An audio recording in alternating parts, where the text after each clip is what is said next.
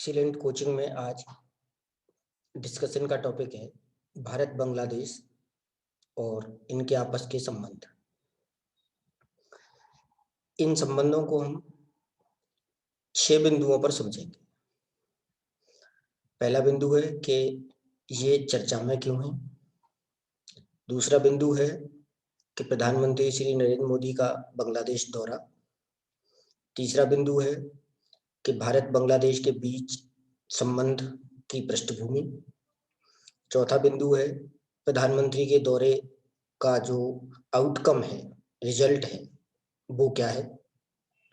पांचवा बिंदु है कि अंतर्राष्ट्रीय बहुपक्षीय मंचों पर दोनों देशों के किस तरह के रिलेशन हैं।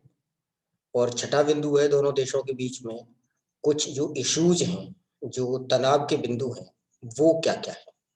तो इस तरह से हम इसको 6 पार्ट में समझेंगे भारत बांग्लादेश संबंधों को। तो सबसे पहले कि ये चर्चा में क्यों।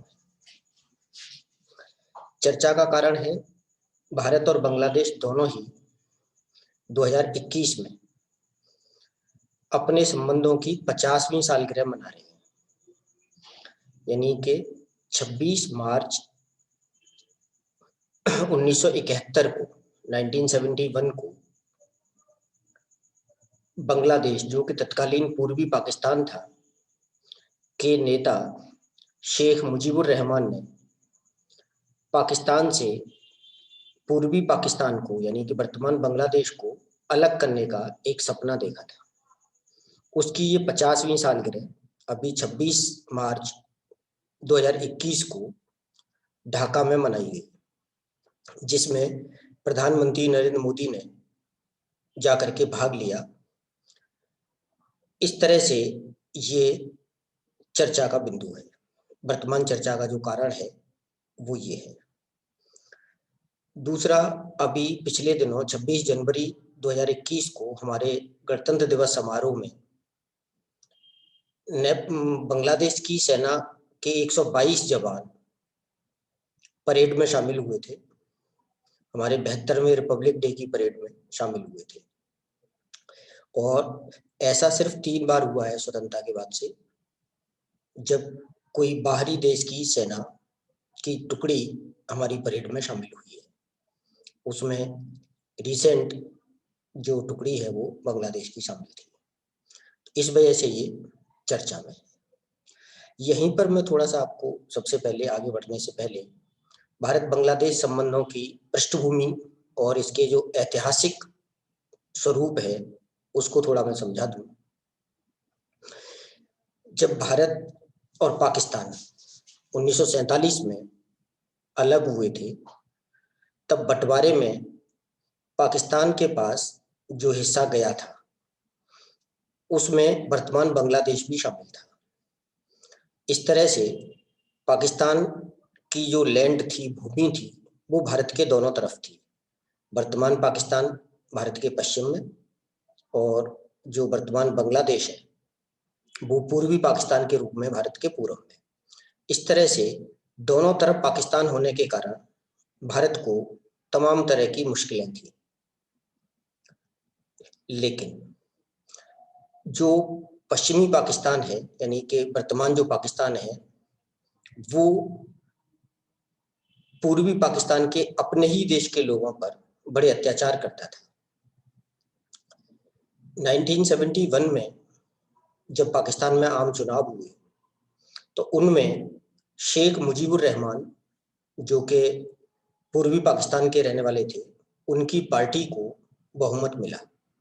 लेकिन क्योंकि पाकिस्तान की सत्ता पर जो पंजाबी थे उनका दखल था, उनका प्रभुत्व था, इसलिए उन्होंने पूर्वी पाकिस्तान के नेता शेख मुजीबुर रहमान को सत्ता सौंपने से इनकार कर दिया और उनको बहाने से पाकिस्तान बुला करके, इस्लामाबाद बुला करके गिरफ्तार करा लिया। ऐसे में शेख मुजीबुर रहमान के समर्थकों ने अपने को आज़ाद कराने के लिए एक मुक्त वाहिनी नामक सेना का गठन किया। नागरिकों की सेना थी जिसे नाम दिया उन्होंने मुक्त वाहिनी। इस मुक्त वाहिनी को भारत की सेना ने ट्रेनिंग दी पश्चिम बंगाल में कैंपों में और लंबे युद्ध के लिए इसे तैयार किया। इन्हीं दिनों पूर्वी पाकिस्तान से यानी कि जो बांग्लादेश है वहां से बड़ी संख्या में भारत में घुसपैठ होने लगी, क्योंकि वहां सेना के अत्याचार से लोग दुखी थे और इसलिए वो भारत आकर के शरण लेने लगे। तो शरणार्थियों की संख्या दिन प्रतिदिन भारत में बढ़ने लगी और भारत के लिए इनको देखना, इनके लिए भोजन, आवास इत्यादि की व्यवस्था करना संभव नहीं हो सका और पाकिस्तान इन पर कोई ध्यान नहीं दे रहा था। ऐसे में 3 दिसंबर 1971 को भारत ने पाकिस्तान के विरुद्ध युद्ध की घोषणा कर दी और पूर्वी पाकिस्तान से शेख मुजीब के कुछ समर्थक भारत आ गए और उन्होंने एक अप्रवासी बांग्लादेश सरकार का गठन कर लिया, जिसे 6 दिसंबर 1971 को भारत ने मंजूरी दे दी। इस तरह से लगभग 13 दिन भारत और पाकिस्तान के बीच युद्ध चला। अंततः 16 दिसंबर 1971 को पाकिस्तान की सेना ने वहां के अपने जनरल ए के नियाजी के नेतृत्व में ढाका में भारतीय सेना के सामने आत्मसमर्पण कर दिया। 97,000 सैनिकों ने आत्मसमर्पण किया था। उस समय पूर्वी कमान के लेफ्टिनेंट जनरल जगजीत सिंह अरोड़ा के समक्ष ये आत्मसमर्पण सरेंडर किया गया था। 97,000 सैनिकों का सरेंडर इतिहास में पूरी दुनिया भर में सेना का सबसे बड़ा सरेंडर माना जाता है। भारत ने सद्भाव दिखाते हुए इन सैनिकों को कुछ दिन बाद ही रिहा कर दिया था। तो इस तरह से बांग्लादेश के निर्माण में भारत की शुरुआत से भूमिका रही है। तुरंत बाद भारत पहला देश था जिसने अंतर्राष्ट्रीय स्तर पर स्वतंत्र बांग्लादेश को मान्यता दी और फिर 1972 में बांग्लादेश को संयुक्त राष्ट्र संघ का सदस्य बनाने में सहयोग किया। तो इस तरह से भारत और बांग्लादेश के बीच ऐतिहासिक संबंध तो है ही है, इसके साथ सांस्कृतिक और भाषाई संबंध भी हैं। इन संबंधों को देखने का एक नजरिया ये भी हो सकता है कि रविन्द्रनाथ टैगोर द्वारा रचित 2 गीत दोनों देशों के राष्ट्रीय गान हैं। भारत का राष्ट्रीय गान जन गण मन अधिनायक जय हे रविन्द्रनाथ टैगोर ने रचा है और बांग्लादेश का राष्ट्रीय गान आमार सोनार बांग्ला ये भी रविन्द्रनाथ टैगोर ने रचा है। तो ये समझने के लिए काफी है कि दोनों देशों की सांस्कृतिक जड़ें कितनी गहरी हैं। अब हम आगे बढ़ते हैं इसमें कि प्रधानमंत्री का जो वर्तमान दौरा है उसका कुल नतीजा क्या है। तो पहले समझते हैं कि प्रधानमंत्री जब उस दौरे में गए, मतलब भारत 26 और 27 मार्च को भारत प्रधानमंत्री का जो दौरा हुआ उसमें एक तो महत्वपूर्ण बात कि प्रधानमंत्री ने वहां पर जसरेश्वरी मंदिर में काली की पूजा अर्चना की और दुनिया को कोविड-19 के प्रकोप से बचाने की प्रार्थना की। जसोरेश्वरी मंदिर भारत की जो 51 शक्तिपीठ हैं उनकी 51वीं शक्तिपीठ मानी जाती है। तो इस तरह से सांस्कृतिक पहलुओं को ध्यान में रखते हुए प्रधानमंत्री ने जसोरेश्वरी टेम्पल यानी मंदिर का दौरा किया और पूजा अर्चना की। फिर जो मतुआ समुदाय है जो कि बांग्लादेश और पश्चिम बंगाल दोनों में निवास करता है, उनकी धार्मिक आस्था का केंद्र ठाकुरबाड़ी और इनके नेता हरिचंद ठाकुर उनके मंदिर पर भी प्रधानमंत्री गए और इस समुदाय के लोगों के लिए एक विद्यालय स्थापित करने की वहां पर घोषणा की। प्रधानमंत्री मोदी ने बांग्लादेश की प्रधानमंत्री शेख हसीना वाजिद के साथ नेवरहुड फर्स्ट की पॉलिसी की चर्चा की, यानी कि भारत ने कहा कि भारत सबसे पहले अपने पड़ोसियों के साथ संबंध मजबूत करना चाहता है, और इसके प्रमाण के तौर पर ही भारत ने सबसे पहले अपने पड़ोसियों को ही कोरोना वायरस की, कोरोना जो डिजीज है उसकी वैक्सीन अपने पड़ोसियों को दी, और इसमें भी सबसे ज्यादा वैक्सीन 90 लाख की डोज बांग्लादेश को सौंपी है। तो नेबरहुड फर्स्ट पॉलिसी के अंतर्गत ये भारत की नीति है कि अपने पड़ोसियों के साथ संबंधों को सुधारा जाए। इसी कड़ी में 50वीं जो वर्षगांठ है, उसी कड़ी में भारत और बांग्लादेश ने एक संयुक्त डाक टिकट जारी किया, जो इस बात का सूचक है कि दोनों देश इस 50वीं वर्षगांठ को किस रूप में लेते हैं। तो ये सांस्कृतिक और जो हमारे आपसी विरासत के मुद्दे हैं उनके बारे में। इसके बाद हमारे जो संबंध हैं, उन संबंधों को, यानी कि भारत बांग्लादेश के जो रिलेशन हैं, उनको यहाँ पे हम 5 कसौटियों पर देखेंगे। एक तो आर्थिक संबंध, दूसरा नदी जल बंटवारे से संबंधित जो सहयोग है, तीसरा जो रक्षा के क्षेत्र में संबंध सहयोग है हमारे, चौथा रेल, रोड और बंदरगाहों के माध्यम से जो दोनों देशों के बीच की जो कनेक्टिविटी है, दोनों देशों के बीच का जो आवागमन है, उसको लेकर के क्या संबंध है, और फिर ऊर्जा के क्षेत्र में दोनों देश एक दूसरे के साथ किस तरीके से व्यवहार करते हैं। तो 5 बिंदुओं पर हम इसको समझते हैं। पहला बिंदु है आर्थिक। तो सबसे पहली बात यह है कि भारत ने बांग्लादेश को 3 क्रेडिट लाइन दे रखी है, जिनके आधार पर बांग्लादेश कभी भी 8 अरब डॉलर का कर्ज भारत से ले सकता है और अपने निर्यात के बिलों को चुका सकता है।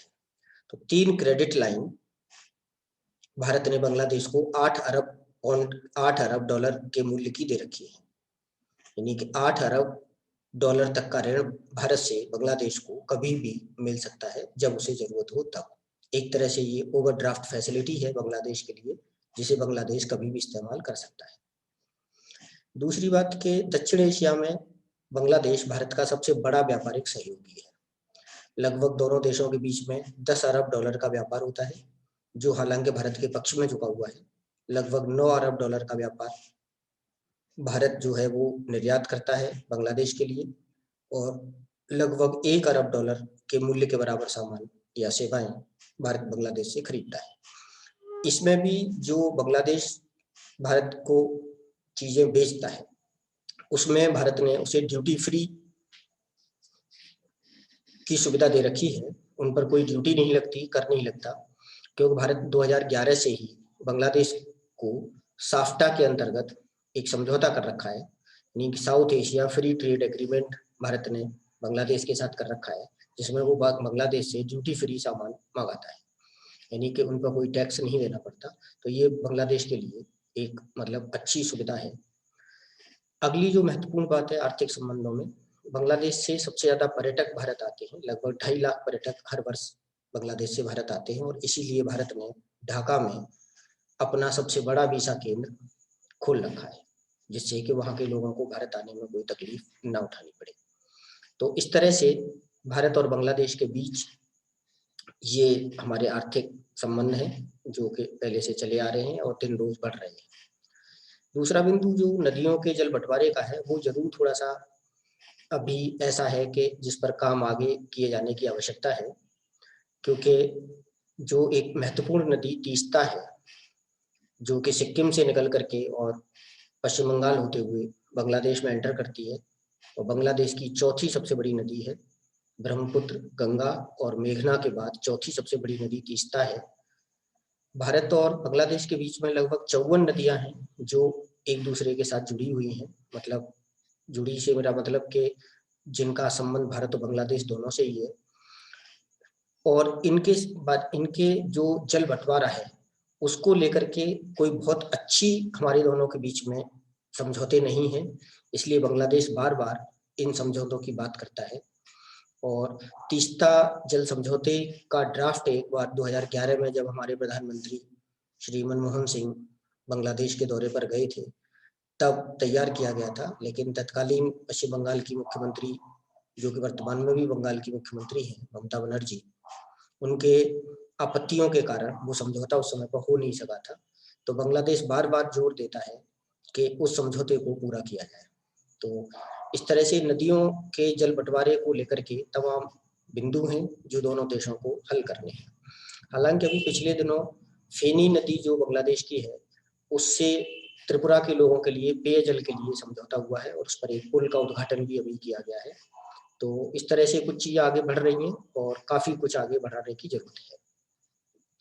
तीसरा जो बिंदु है रक्षा क्षेत्र में सहयोग का, तो भारत और बांग्लादेश के बीच सेनाओं के आपस के जो अभ्यास है, सैन्य अभ्यास है, वो होते रहते हैं। लेकिन बॉर्डर पर जो आपसी सहयोग है उसके लिए हम दोनों के बीच में लैंड बाउंड्री एग्रीमेंट यानी LBA और एक comprehensive border management plan CBMP दोनों के बीच लागू है, जिसके अंतर्गत दोनों देशों की सेनाएं और रक्षा बल एक दूसरे के यहाँ से होने वाली आपराधिक गतिविधियों, तस्करी इत्यादि को रोकने में भूमिका निभाती हैं। और बांग्लादेश की प्रधानमंत्री ने पहले से ही घोषणा कर रखी है कि भारत विरोधी तत्वों को बांग्लादेश की भूमि के प्रयोग की इजाजत नहीं दी जाएगी। तो इस तरह से रक्षा क्षेत्र में हमारे दोनों देशों के बीच में काफी समझदारी है। यानी दोनों समझौतों के बारे में मैं एक बार फिर से आपको समझा दूं। LBA यानी कि लैंड बाउंड्री एग्रीमेंट, दूसरा comprehensive boundary management plan CBMP, जिसमें कि संयुक्त प्रबंधन की बात है कि दोनों तरफ के जो रक्षा बल हैं वो बॉर्डर की निगरानी संयुक्त रूप से करेंगे, जिससे कि एक दूसरे के यहाँ के अपराधी तत्व और तस्कर, स्मगलिंग करने वाले इसका दुरुपयोग ना कर सके। चौथा आता है कनेक्टिविटी का। तो भारत और बांग्लादेश के बीच काफी बड़ी कनेक्टिविटी है। एक तो LCS करके यानी कि land customised section, LCS system, land customised system, जिसमें 36 बिंदुओं पर बस और ट्रक वगैरह के आवागमन भारत और बांग्लादेश के बीच में होते हैं। तो ऐसे कहेंगे कि 36 LCS हैं, यानी कि लैंड कस्टमाइज्ड सिस्टम काम करते हैं। 8 अंतर्देशीय जल मार्ग हैं जिन्हें हम PIWTT के अंतर्गत लाते हैं, यानी international water trade treaty protocol, जो कि अंतर्राष्ट्रीय समझौते के अंतर्गत है। 8 बिंदु हैं जहां से अंतर्देशीय जल मार्ग के द्वारा आवागमन होता है। तो 8 PIWTT, 36 LCS यानी रोड के माध्यम से, सड़क के माध्यम से आवागमन 36 बिंदुओं से, और नदी जल मार्गों के माध्यम से 8 स्थानों से आवागमन, माल की ढुलाई, माल का आवागमन होता है। इसके अलावा 3 बस सेवाएं यात्रियों के लिए पहले से ही कार्यरत हैं, जिनमें ढाका कोलकाता, ढाका अगरतला और ढाका शिलांग बस सेवाएं पहले से कारगर हैं। तो इस तरह से रोड ट्रांसपोर्ट और इनलैंड वाटरवेज यानी कि नदी जल मार्ग। तीसरा है रेल। तो 2 रेल पहले से दोनों देशों के बीच में चलती हैं। ढाका कोलकाता, जिसे मैत्री रेल सेवा कहते हैं, और खुलना कोलकाता, जिसे बंधन एक्सप्रेस के नाम से जाना जाता है। तीसरी अभी शुरू हो रही है, ढाका न्यू जलपाईगुड़ी, जिसे मिताली एक्सप्रेस का नाम दिया जा रहा है। इसके अतिरिक्त एक भारत में हल्दीबाड़ी से लेकर के और बांग्लादेश में चिलाहट्टी तक एक रेल मार्ग बनाया जा रहा है, चालू होगा। तो इस तरह से रेल नेटवर्क को भी बढ़ाने की बात चल रही है और समझौते भी हुए हैं, कुछ रेल नेटवर्क काम कर रहे हैं। अब जो बंदरगाह है उनके लिए पोर्ट टू पोर्ट कनेक्टिविटी की बात है, खासतौर से चटगांव और मंगला बंदरगाह जो बांग्लादेश के हैं, उनसे भारत के पारादीप, हल्दिया, कोलकाता, इन बंदरगाहों को जोड़ने की बात हो रही है। तो इनको मैं अभी आगे आपको थोड़ा सा स्लाइड के माध्यम से समझाऊंगा, रेल नेटवर्क को और पोर्ट वाले को। लेकिन पावर सेक्टर में 5वें पॉइंट में थोड़ा सा मैं बता दूं कि बांग्लादेश जो है भारत से 1160 मेगावाट बिजली खरीदता है। तो इस तरह से भारत जो है बांग्लादेश को बिजली की सप्लाई करता है। तो ये बिंदु जो हो गए। अब इसमें मैं थोड़ा सा आगे समझा दूं आपको कि ये रेल जो नेटवर्क है, तो फिलहाल जो अभी बात हुई है, जो मैंने बताया कि हल्दीबाड़ी और चिलाहट्टी ये जगह है जहां से बांग्लादेश अपना माल जो है नेपाल, भूटान भेजना चाहता है। बांग्लादेश को ये लगता है कि उसके उपकरण और उसके उत्पाद नेपाल और भूटान में अच्छी तरह से बिक सकते हैं, तो भारत हमें मार्ग दे इसके लिए। तो ये पूरा नेटवर्क है रेलवे का जिस पर काम किया जा रहा है। ये छोटे छोटे सेक्शन हैं जिनके द्वारा ये भारत का जो रेल नेटवर्क है इसके साथ बांग्लादेश अपने आप को जोड़ना चाहता है और इसके माध्यम से वो फिर अपने माल का ट्रांसपोर्टेशन बढ़ाना चाहता है। अगला है ये पोर्ट का, ये ग्रीन कलर में बांग्लादेश है और ये इधर भारत है।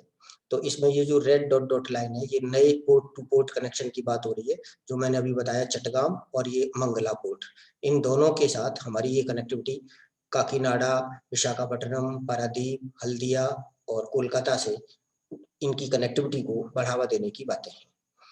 तो इस तरह से port two port connectivity, road connectivity, rail connectivity और जो इनलैंड वाटरवेज कनेक्टिविटी है उस पर हमारे पहले से ही संबंध चल रहे हैं।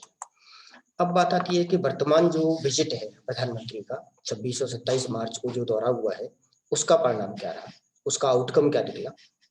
तो इसमें हम अगर वर्तमान डेवलपमेंट की बात करें तो उसमें एक तो जो मैंने बताया कि इनलैंड वाटरवेज जो आंतरिक जलमार्ग है, नदी जलमार्ग है, PIWTT जिसे हम बोलते हैं, जो पहले से ही संधि चली आ रही है दोनों देशों के बीच में और जिन पर 8 बिंदुओं से माल की ढुलाई होती है, उसी को और आगे बढ़ाया गया है। एक तो यानी PIWTT संधि को और मजबूत बना करके और नए बिंदुओं को तलाशने की बात है जहां से कि माल की ढुलाई की जा सकती है। दूसरा एक महत्वपूर्ण समझौता दोनों देशों के बीच हुआ है, BBIN यानी Bangladesh, Bhutan, India, Nepal motor vehicle agreement, BBIN motor vehicle agreement, जिसमें ये चारों देश बांग्लादेश, भारत, भूटान और नेपाल चारों देशों के बीच में रोड ट्रांसपोर्ट को बढ़ावा दिया जाएगा, जिससे ट्रक और बसों के माध्यम से माल की ढुलाई और लोगों को एक दूसरे के यहाँ आना जाना हो सके। क्योंकि मैंने जैसे अभी बताया कि बांग्लादेश चाहता है कि वो अपने माल को नेपाल और भूटान भेजे और वो क्योंकि भारत होके ही जा सकता है, तो इसके लिए नेपाल, भूटान, बांग्लादेश और भारत चारों देश मिलकर के BBIN मोटर व्हीकल एग्रीमेंट करेंगे, जिसमें अभी बांग्लादेश और भारत में सहमति हो गई है। नेपाल और भूटान अभी इसमें आगे आने वाले दिनों में शामिल होंगे। तो इस तरह से ये दोनों देशों के बीच में रिसेंट डेवलपमेंट है। बाकी कोविड-19 डिप्लोमेसी के माध्यम से भारत ने कोविड की दवाइयाँ, कोविड की वैक्सीन बांग्लादेश को सौंपी हैं और वैक्सीन निर्माण के लिए भी भारत सहयोग करने के लिए तैयार हुआ है। तो कोविड-19 की डिप्लोमेसी भी यहाँ पे है। और फिर 5 क्षेत्रों में MOU साइन हुए हैं, मेमोरेंडम और अंडरस्टैंडिंग हुई है 5 क्षेत्रों में, जिनमें कि मतलब व्यापार है, खासतौर से मतलब एक दूसरे के यहाँ व्यापार को बढ़ाना, स्वास्थ्य सेवाएं, स्वास्थ्य को बढ़ाना, विकास, विभिन्न तरह के विकास में सहयोग करना, ये सारी चीजें इन MOU में शामिल हैं। अब इसके बाद आती है बात कि दोनों देशों का अंतर्राष्ट्रीय मंचों पर आपसी सहयोग कैसा है। तो आपको पता होगा कि अभी जनवरी 2021 में भारत 2 वर्ष के लिए UN सिक्योरिटी काउंसिल का नॉन परमानेंट मेंबर बना है। उसमें बांग्लादेश ने भारत का सहयोग किया है। तो भारतीय प्रधानमंत्री ने बांग्लादेश को इसके लिए धन्यवाद सौंपा है, धन्यवाद ज्ञापित किया है। तो UN सिक्योरिटी काउंसिल में दोनों देश मिलकर के काम करेंगे। सार्क में दोनों देश शामिल हैं। हालांकि पाकिस्तान के अड़ियल रवैये के कारण सार्क अभी इनएक्टिव पड़ा हुआ है, लेकिन फिर भी दोनों देश सहयोग करते हैं, भारत और बांग्लादेश। बिम्स्टेक जो है, bay of Bengal initiative for multi sector technical and economic cooperation, BIMSTEC, इसमें इसके मंच पर दोनों देश एक दूसरे के सहयोग से और क्षेत्रीय मतलब जो सहयोग है उसको बढ़ावा देते हैं। और भारत ने अभी पिछले दिनों कोविड महामारी से निपटने के लिए सभी देशों के साथ एक वर्चुअल बैठक करी थी, जिसमें भारत ने एक कोविड फंड बनाने के लिए भी घोषणा की थी। तो इससे बांग्लादेश भारत की भूमिका को काफ़ी अहम मानता है इस क्षेत्र में, और बिम्स्टेक के माध्यम से दोनों देश सहयोग करते हैं। इसमें पाकिस्तान नहीं शामिल है बिम्स्टेक में। इसके अलावा फिर इंडियन ओशन जो रिंग है, उसमें बांग्लादेश इस वर्ष 2021 में इसकी अध्यक्षता करेगा। हिंद महासागर के आसपास के जो देश हैं उसमें भारत और बांग्लादेश दोनों ही शामिल हैं। तो यहाँ पर दोनों देश एक दूसरे का सहयोग करते हैं। तो इस तरह से अंतर्राष्ट्रीय मंचों पर दोनों का सहयोग है। अब बात आती है कि क्या हम दोनों देशों के बीच में कुछ इश्यूज हैं? तो हाँ, कुछ इश्यूज हैं। एक तो सबसे बड़ा इशू जो है वो नदी जल बंटवारे का ही है, उस पर भी प्रॉपर कोई बात हो नहीं पाई है। दूसरा बॉर्डर डिस्प्यूट्स हैं सीमा पर, खास तौर से ये डिस्प्यूट्स क्योंकि दोनों देश सबसे लंबी सीमा शेयर करते हैं। लगभग 4097 किलोमीटर की सीमा है। भारत की सबसे लंबी स्थलीय सीमा बांग्लादेश के साथ ही है, 4097 किलोमीटर की, और दोनों तरफ काफी घनी आबादी रहती है। तो आपराधिक प्रवृत्ति के लोग और आतंकवादी लोग इसको आर पार करते रहते हैं। तो वहां पर बॉर्डर पर झड़पें होती रहती है। खासतौर से पशु चोर और स्मगलर जो है वो सक्रिय रहते हैं। तो इस तरह से दोनों देशों को जरूरत है आपसी समझ को बढ़ाने की, जिससे कि इस तरह की गलतफहमियां ना पैदा हो। तीसरा बिंदु भारत का है तो आंतरिक बिंदु, लेकिन बांग्लादेश को इस पर थोड़ी आपत्ति है। सीएए यानी कि जो सिटीजन अमेंडमेंट एक्ट था भारत ने, जो कि 3 देशों के 6 धर्मों के लोगों को भारत आने पर नागरिकता देने का प्रावधान किया था। और असम में सुप्रीम कोर्ट की निगरानी में जो एनआरसी है, नेशनल रजिस्टर फॉर सिटीजनशिप, चल रहा है। तो उस पर बांग्लादेश को कुछ आपत्तियां थी। हालांकि फिलहाल अभी बांग्लादेश के विदेश मंत्री ने कहा है कि ये भारत के आंतरिक मामले हैं। लेकिन थोड़ा सा मैं इसमें समझाऊं कि बांग्लादेश से घुसपैठिए 1971 के युद्ध में असम में बड़ी संख्या में पहुंच गए थे, और असम के लोग जो हैं उनको बाहरी बता करके, गैर असमी बता करके उन्हें बाहर निकालना चाहते हैं। और इसी के लिए एनआरसी यानी कि नेशनल रजिस्टर एक बनाया जा रहा है सिटीजनशिप का। तो उसमें 19 लाख लोगों की पहचान हुई है, जो कि अपनी पहचान साबित नहीं कर पाए हैं कि वो आसाम के मूल निवासी हैं। तो उन पर तलवार लटकी हुई है 19 लाख लोगों पर। और बांग्लादेश को ऐसा लगता है कि ये 19 लाख लोग अगर भारत ने बांग्लादेश भेज दिए तो बांग्लादेश इनका प्रबंध कैसे कर पाएगा। तो इस तरह से उसकी चिंता है। तो दोनों देशों को इन पर भी मिलकर के आपस में काम करना होगा। और चौथा जो महत्वपूर्ण है वो ये है कि चीन की इस क्षेत्र में घुसपैठ हो रही है। चीन की एक योजना है बेल्ट एंड रोड इनिशिएटिव, जिसे BRI करके बोलते हैं। तो उस पर चीन जो है बांग्लादेश के साथ सहयोग कर रहा है। बांग्लादेश चीन से बड़ी मात्रा में हथियार भी खरीदता है, और चीन ने बांग्लादेश में काफी निवेश भी कर रखा है। तो इस तरह से भारत के लिए चिंता का विषय है। तो दोनों देशों को आपसी समझ से दूर करना होगा। और अभी पीएम मोदी के विजिट के समय पर बांग्लादेश ने स्पष्ट रूप से बोला है कि भारत की कीमत पर वो किसी भी अन्य देश के साथ अपने संबंध नहीं बढ़ाएगा। तो इस तरह से लगता है कि दोनों देश काफी परिपक्वता दिखाते हुए अपने संबंधों को नई ऊंचाइयों पर ले जाने का प्रयास करेंगे और कर रहे हैं। तो इस तरह से हमने बांग्लादेश के बारे में ऐसे ऐतिहासिक पृष्ठभूमि से लेकर के और अब तक सारी चीजों को समझने की कोशिश करी है। तो आज के लिए इस टॉपिक में यहीं पे खत्म करते हैं।